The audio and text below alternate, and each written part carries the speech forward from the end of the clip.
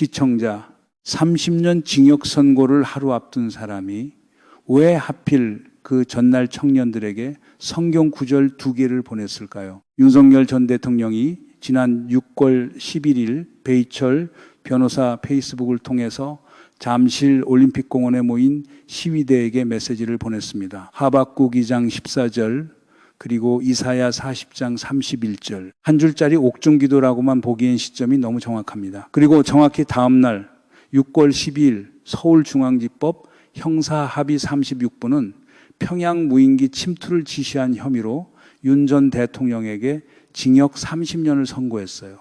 김영현 전 국방장관도 똑같이 30년, 여인영 전 방첩사령관 15년, 평양에 우리 군용 무인기를 침투시켜서 12.3 비상계엄 선포의 명분을 만들려고 했다는 게 재판부의 판단이었습니다. 이게 무슨 그림입니까? 보수 유튜브에서는 이걸 신앙으로 견디는 전직 대통령의 모습으로 포장하고 있는데요. 근데 한번 보세요. 30년 선고 전날 옥중에서 풀려나온 성경 구절 2개라는 게 그게 진짜 한 인간의 신앙 고백일까요? 아니면 그 다음날 떨어질 30년이라는 숫자를 미리 가리기 위해서 깔아둔 가림막일까요? 그리고 또 하나 짚어야 할 게 있어요. 왜 하필 그 메시지가 잠실로 갔을까요? 다른 어느 곳도 아니고요. 표면에는 성경, 그 밑에는 정치적 신호, 그리고 그 밑에 또 한 층이 있습니다. 오늘은 이 3층을 다 까보겠습니다. 이게 한 정치인의 신앙 고백이 아닙니다. 메시지의 구조를 들여다보면 청중을 향한 정확한 동원 신호예요. 옥중에서 보낸다는 2줄의 정치적 기능이 3가지나 들어있습니다. 누구를 향한 메시지인지, 어떤 행동을 끌어내려는지, 그리고 어떤 사람이 이걸 받는 채널 역할을 하고 있는지. 그러니까 오늘 따져볼 건 3층입니다. 첫째, 표면, 무슨 말을 했고 그게 정확히 어떤 시점에 어떤 자리에 도착했는가. 둘째, 동기, 왜 하필 이 사람을 매개로, 왜 하필 이 청년 집단에게, 왜 하필 이 2구절인가. 셋째, 결과, 그래서 잠실의 그 현장이 지금 어떻게 변하고 있는가. 청년들이 거기서 무엇을 보고 있고 무엇을 등 돌리고 떠나고 있는가. 지상파 뉴스는 이 메시지를 한 줄로 처리하고 넘어갔어요. 근데 그 한 줄짜리 보도 뒤에 훨씬 큰 구조가 움직이고 있습니다. 30년 선고와 잠실 시위와 옥중 성경이 어떻게 하나의 시퀀스로 묶여 있는지, 그 시퀀스가 어디서 시작돼서 어디로 가고 있는지 그걸 짚어보겠습니다. 우선 메시지 내용부터 짚어봅시다. 2구절은 구약 성경에서 나왔어요. 첫 번째는 하박국 2장 14절입니다. 물이 바다를 덮음같이 주의 영광을 인정하는 것이 온 땅에 가득하리라는 구절이에요. 두 번째는 이사야 40장 31절. 오직 주를 앙망하는 자는 새 힘을 얻으며 독수리가 날개치며 올라감 같을 것이고 다른 박질하여도 지치지 아니하며 걸어가도 피곤하지 아니하리라는 구절입니다. 한 구절은 땅 전체가 곧 바뀐다는 종말론적 약속이고 다른 한 구절은 지친 사람들에게 새 힘을 준다는 동원의 약속입니다. 이 2구절을 신학적으로 어떻게 해석할지는 신학자들의 영역이고요. 우리가 들여다볼 건 다른 거예요. 이 2구절을 옥중의 전직 대통령이 변호사를 통해서 페이스북을 통해서 정확히 이 시점에 청년 시위대에게 보냈다는 것. 그 정치적 기능이 무엇이냐는 겁니다. 별주부전에서 토끼한테 용궁이 얼마나 좋은지 설명해 주던 그 화법 다들 아시잖아요. 듣는 사람한테는 위로처럼 들리는데 사실은 듣는 사람을 다른 자리로 데려가려는 화법이에요. 시점부터 보세요. 헤럴드 경제 보도를 보면 메시지가 배희철 변호사 페이스북에 올라온 게 6월 11일입니다. 그리고 다음 날 6월 10일 서울중앙지법은 윤 전 대통령에게 징역 30년을 선고했어요. 변호인은 며칠 전부터 선고일을 알고 있었습니다. 24시간이 채 안 되는 사이에 옥중 성경 메시지가 풀리고 다음 날 30년이 떨어진 거예요. 이 시점이 우연으로 골라졌을 가능성은 거의 없습니다. 그리고 이 30년이라는 형량의 내용, 이게 굉장히 중요합니다. MBC와 헤럴드 경제 보도를 종합해 보면 이 사건은 단순한 군작전 지시건이 아니에요. 재판부는 이렇게 봤습니다. 2024년 10월 이후 평양에 우리 무인기를 수차례 투입한 게 12.3 비상계엄을 선포할 명분을 만들기 위한 작전이었다는 거예요. 한국이 먼저 도발한 것처럼 보이게 해서 북한의 강한 반응을 끌어내고 그걸 빌미로 계엄을 선포하려고 했다는 판단입니다. 재판부는 이걸 일반이적 혐의로 인정했어요. 우리나라의 군사상 이익을 해친 행위로 본 겁니다. 여기서 일반이적이라는 단어에 한번 멈춰 봅시다. 형법 99조의 일반이적은 한국전쟁 종전 이후 자국 최고 권력자에게 적용된 사례가 사실상 없던 조항이에요. 우리나라 군사상 이익을 해친다는 게 일반적으로는 외국의 군사 정보를 넘기거나 적과 통모하는 행위를 가리키는 거잖아요. 그 조항이 자국 대통령에게 그대로 붙은 겁니다. 자국 군대를 자국에 대한 도발의 도구로 사용하려 했다는 한국 헌정사에 거의 전례가 없는 판단이에요. 그리고 이번 30년은 2026년 2월에 받은 내란 주도 혐의의 무기징역과는 별도 사건입니다. 그러니까 윤 전 대통령은 지금 무기징역 항소심 진행 중에 거기에 더해서 평양 무인기 건으로 또 30년이 추가된 상태인 거예요. 같은 사람이 같은 12.3을 둘러싸고 두 개의 분리된 재판에서 한국 형법이 가장 무겁게 보는 조항들로 연속 유죄 판단을 받고 있다는 뜻입니다. 같은 날 함께 선고받은 사람들의 형량을 비교해보면 그림이 더 선명해집니다. 인사이트와 MBC 보도를 종합해보면 김용현 전 국방장관 30년, 여인형 전 방첩사령관 15년, 그리고 김용대 전 드론작전 사령관은 징역 3년에 집행유예 5년이 나왔어요. 같은 작전, 같은 평양 무인기 침투권인데 형량이 이렇게 갈렸습니다. 왜냐? 재판부는 김용대 전 사령관이 계엄 선포 계획까지는 몰랐던 것으로 봤거든요. 그러니까 위에서 시키는 작전을 수행한 실무지휘관과 그 작전 자체가 비상계엄 자작극의 일부였다는 걸 알면서 명령을 내린 사람의 책임이 다르다고 본 거예요. 이게 무슨 의미냐? 재판부가 12.3을 단순한 정책 판단의 오류가 아니라 사전 설계된 자작극의 결과로 보고 있다는 가장 분명한 신호입니다. 30년이라는 숫자는 그 설계도의 꼭대기에 누가 있었느냐를 가리키는 화살표예요. 자, 메시지를 보낸 사람은 이런 혐의로 30년을 받기 직전 사람입니다. 그리고 메시지를 받는 곳은 잠실올림픽공원이에요. 어떤 곳입니까? 6.3 지방선거 투표용지 부족 사태로 시작된 시위가 열리고 있는 곳입니다. CBS 노컷 6월 6일 첫 보도를 보면 처음엔 청년들이 재선거하라, 참정권 보장하라 외치며 모였던 자리예요.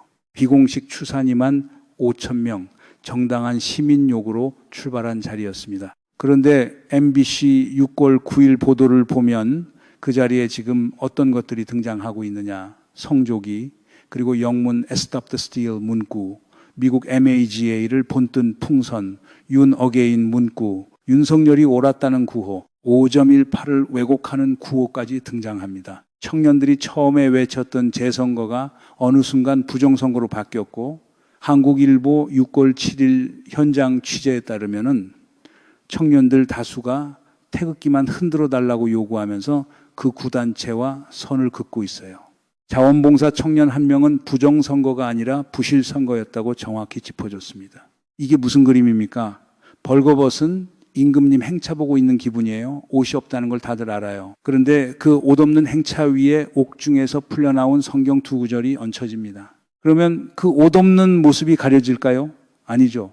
더 잘 보입니다. 가리려고 덮은 게 오히려 형체를 더 또렷하게 만드는 그런 그림이에요. 자, 그럴 수도 있죠. 한번 솔직하게 인정하고 가봅시다. 옥중에 있는 한 사람이 신앙에 깊이 의지하는 거, 인간적으로 충분히 이해 가능한 일입니다. 30년 선고를 앞두고 있으면 누군들 흔들리지 않겠어요. 그 자리에서 성경을 펴고 위로받는 모습 자체는 어떤 정치적 입장에 서 있건 인간적으로는 측은한 일일 수도 있어요. 결국 이게 정치 메시지가 아니라 그냥 한 인간의 신앙 고백 아니냐, 여기서 끝내고 싶기도 합니다. 그런데 잠깐만요. 이게 처음이 아니거든요. 한두 번이 아니에요. 지난해 12월 JTBC 보도에 따르면 윤 전 대통령은 옥중 서신으로 이런 메시지를 냈습니다. 부정과 불의에 침묵하지 않는 청년 여러분이 이 시대 예수의 제자들이라는 표현이었어요. 그리고 올해 5월 같은 배희철 변호사를 통해서 또 다른 옥중 메시지가 풀려나왔습니다. 비상계엄이 무너진 나라를 깨우는 비상벨이었다는 내용이었어요. 그리고 이번 6월 하박국과 이사야가 나옵니다. 한 번이면 신앙입니다. 두 번이면 우연일 수도 있어요. 그런데 세 번째가 같은 채널을 통해서 같은 형식으로 매번 정치적 모멘텀이 필요한 시점에 정확히 맞춰서 나오면 그건 신앙이 아니라 패턴이 됩니다. 그리고 패턴은 다른 단어로 정리하면 그냥 캠페인이에요. 이쯤 되면 다들 놓치고 있는 게 하나 있습니다. 이 메시지의 진짜 목적지가 어디인지, 그리고 그 목적지에서 무엇을 만들려고 하는지를 다시 봐야 합니다. 그러면 이 메시지가 정확히 어떻게 작동하느냐, 메커니즘을 까보면 세 가지가 보입니다. 첫째, 채널입니다. 배이철 변호사. 이 사람이 누군지 한번 보세요. 오마이뉴스 2020 본년 1월 보도에 따르면 서부지법 폭동이 일어나기 바로 전날 밤이에요. 그러니까 2025년 1월 18일 밤이었습니다. 배 변호사는 한남동 관저 인근 불법 집회 현장에 가서 청년들에게 이렇게 말했습니다. 대통령께서 여러분을 지켜보고 계시고 우리는 여러분의 소식을 대통령께 전하고 있다는 메시지였어요. 그리고 다음 날 새벽 서울 서부지방법원 앞에서 청년들이 경찰 저지선을 뚫고 법원 건물에 진입하는 사상 초유의 폭동이 벌어졌습니다.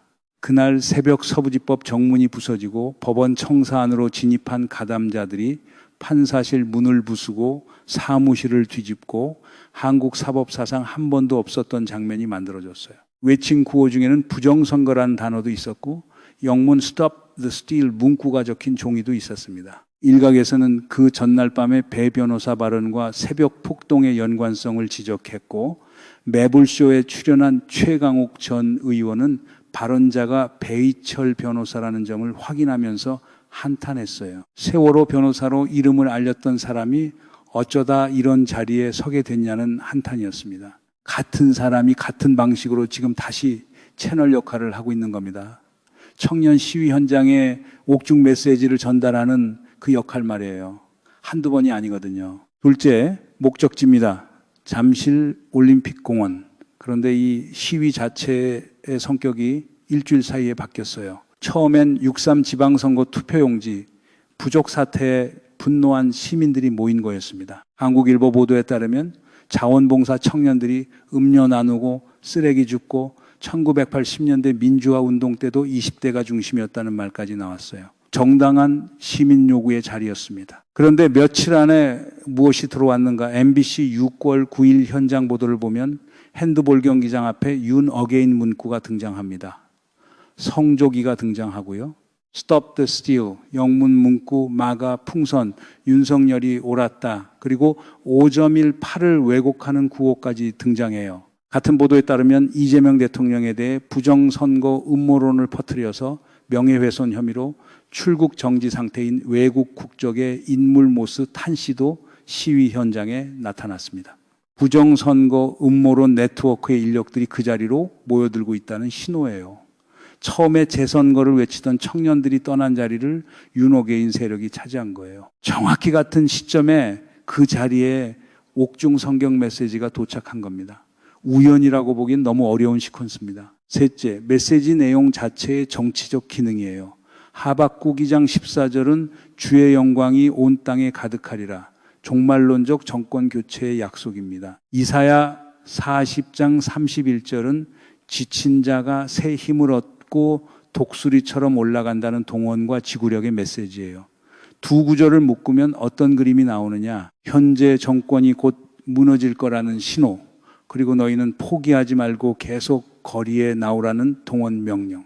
신학적 의미를 떠나서 이 두 구절의 정치적 기능이 정확히 그래요. 이게 그냥 옥중에서 우러난 신앙심이라면 왜 하필 잠실 시위가 윤호개인 색깔로 바뀌는 그 정확한 시점에 풀려 나오느냐? 같은 채널, 같은 매개자, 같은 청중, 같은 시간 신호. 처음이 아니에요. 양치기 소년이 외쳐도 마을 사람들 더는 안 나오잖아요. 그런데 양치기 소년 입장에서는 그래도 일단 외쳐야 되는 거죠. 안 외치면 자기가 양치기였다는 사실 자체가 잊혀지니까요. 옥중에서 동원을 차린 듯한 딱 그 모양새입니다. 변사또 동원 차려놓고 내가 아직 사또라고 한다고 해서 어사출도를 기다리고 있는 백성들이 그걸 모르는 건 아니거든요. 정리해 봅시다. 옥중에서 풀려나온 두 구절이 진짜로 노린 게 뭐냐? 청년들의 신앙심이 아니에요. 청년들의 지구력입니다. 다음 날 떨어질 이 30년 선고를 가릴 가림막이 필요했던 거고 그 가림막이 재료로 성경이 선택된 거예요. 동시에 그 자리에 모인 사람들이 흩어지지 않게 붙잡아둘 동원 신호가 필요했고 그 동원 신호로 이사야 40장 31절이 선택된 겁니다. 두 구절은 한 사람의 신앙 위에서 만난 게 아니라 한 정치적 필요 위에서 만난 거예요. 이게 신앙이 아니라 30년 선고의 가림막입니다. 호랑이와 곶감 얘기 다들 아시잖아요. 옛날에는 호랑이도 곶감 한마디에 도망갔다는 예시약입니다. 무서운 게 있다고 외치면 사람들이 모이고 흩어지고 했던 시절이 있었어요. 그런데 마을 사람들이 곶감 들고 외치는 사람이 사실은 호랑이가 무서워서 떨고 있는 사람이라는 걸 알아채면 그때부터는 그 말이 더 이상 통하지 않습니다. 30년이라는 숫자는 그 곶감을 들고 있는 손이 떨리고 있다는 가장 큰 증거예요. 평양에 우리 무인기를 보내서 떨어뜨려서 그걸로 계엄명분을 만들려고 했다는 거예요. 재판부가 그렇게 인정한 사건입니다. 일반이죠. 우리나라의 군사상 이익을 해친 거. 이 판결을 가려야 할 만큼 절박했던 사람의 손에서 성경이 나온 겁니다. 그래서 성경이 무거워진 게 아니라 그 손이 떨리고 있다는 사실이 더 또렷하게 보이게 된 거예요. 그런데 여기서 또 하나 짚어야 할 게 있어요. 이 메시지의 진짜 청중이 윤 전 대통령이 노렸던 그 청년들이 지금 잠실에서 떠나고 있다는 사실입니다. 세계일보 6월 13일 보도에 따르면 서울시 생활인구 데이터를 분석한 결과 잠실 올림픽공원 일대 오륜동의 인구가 시위 첫 주말이었던 6일 오후 5만 858명에서 이틀 사이에 1만 명 넘게 줄었다고 합니다. 줄어든 인구의 다수는 2030 청년이었어요. 왜 떠났을까요? 같은 보도에서 청년들이 직접 말합니다. 재선거 참정권을 외쳤던 자리에 부정선거 구호가 끼어들었고 그게 불편하다는 거예요. 한국일보가 6월 7일 현장에서 받아 적은 청년 인터뷰는 더 명확합니다. 한자원 봉사 청년은 부정선거가 아니라 부실선거였다고 정확히 선을 그었어요. 태극기만 흔들어 달라는 요구가 다수였고요. 청년들은 자기들이 출발했던 자리가 윤어깨인 색깔로 칠해지는 걸 보면서 그 자리에서 빠져나오고 있는 겁니다. 자기 손으로 시작한 운동을 지키기 위해서 그 운동에서 빠져나와야 하는 묘하게 슬픈 풍경이에요. 처음에는 우리 표가 어디 갔느냐는 단순한 분노로 모인 사람들이었습니다. 그런데 며칠 사이에 그 옆에서 들려오는 구호가 미국 트럼프 진영의 Stop the Steal과 거의 똑같은 한국어 번역본이 되고 부정선거 자체가 메인 메시지가 되니까 처음 모인 청년들 입장에서는 이 자리가 자기들이 알던 자리가 아니라는 판단을 하게 된 거죠. 그러면 메시지를 받았어야 할 청중이 사라지면 그 메시지는 누구 것이 되느냐? 남은 사람들의 것이 됩니다. 그러니까 윤 어게인을 외치는 극우 유튜브 생태계, 마가를 흉내내는 극단주의 그룹, 부정선거 음모론자들, 그 사람들의 동원 텍스트가 되는 거예요. 옥중에서 발신된 성경 두 구절이 정확히 그쪽으로 흘러갑니다. 이거 어디서 본 그림이에요? 미국 2021년 1월 6일 의사당 난입, 브라질 2023년 1월 8일 의사당 점거, 패배한 우파 지도자가 부정선거를 외치고 지지자들이 종교적 순교 언어로 무장하고 외부의 트럼프 같은 형제 권력의 구원에 기대를 걸고 그러다 결국 의사당이나 법원을 향해서 가는 패턴. 한국은 이미 2025년 1월 서부지법 폭동이라는 한 차례 예고편을 봤습니다. 그리고 그 예고편 직전에 발언한 사람이 지금 같은 채널 역할로 다시 등장한 거예요. 여기서 한 가지 더 무거운 점이 있습니다. 종교적 순교 프레임이 정치운동에 들어오면 패배가 단순한 패배로 끝나지 않아요. 패배는 신의 시험이 되고 형악정은 박해가 되고 옥중은 순교의 자리가 됩니다. 한 번의 무기징역 그리고 추가된 30년이 결과적으로 운동의 동력을 강화하는 연료가 돼버리는 거예요. 이게 종교 언어가 정치 동원에 결합될 때 작동하는 무한 동력 메커니즘입니다. 그래서 옥중에서 풀려나오는 두 줄짜리 성경 인용이 단순히 한 사람의 위로가 아니라 운동 전체의 에너지 공급 라인 역할을 하게 되는 거예요. 처음에 던졌던 질문으로 돌아가 봅시다. 30년 징역을 하루 앞둔 사람이 왜 하필 그 전날 청년들에게 성경 두 구절을 보냈을까요? 이 질문에 단 한 사람의 신앙 고백으로 답하면 답이 너무 작아져요. 한 정치 진영의 동원 텍스트로 답하면 답이 비로소 맞는 크기가 됩니다. 30년이라는 숫자를 가리려면 빛이 필요했고 그 빛으로 성경이 동원된 겁니다. 잠실에서 빠져나가는 청년들 자리에 윤 어게인을 채워 넣으려면 동원의 언어가 필요했고 그 언어로 이사야가 동원된 거예요. 옥중에서 발신된 두 줄이지만 그 두 줄을 받는 채널, 받는 자리, 받는 사람들의 손에서 그 두 줄은 완전히 다른 무기로 바뀝니다. 처음엔 신앙 메시지처럼 보였던 그 두 줄이 끝까지 따라가 보면 브라질 1월 8일 의사당 앞에 서 있던 깃발들과 비슷한 자리에 도착해요. 30년 선고가 끝이 아닙니다. 윤 전 대통령 측은 즉각 항소 의사를 밝혔고 옥중 메시지 라인은 계속 가동될 거예요. 다음번엔 어느 성경 구절이 어느 시점에 어느 광장에 도달할 것인가.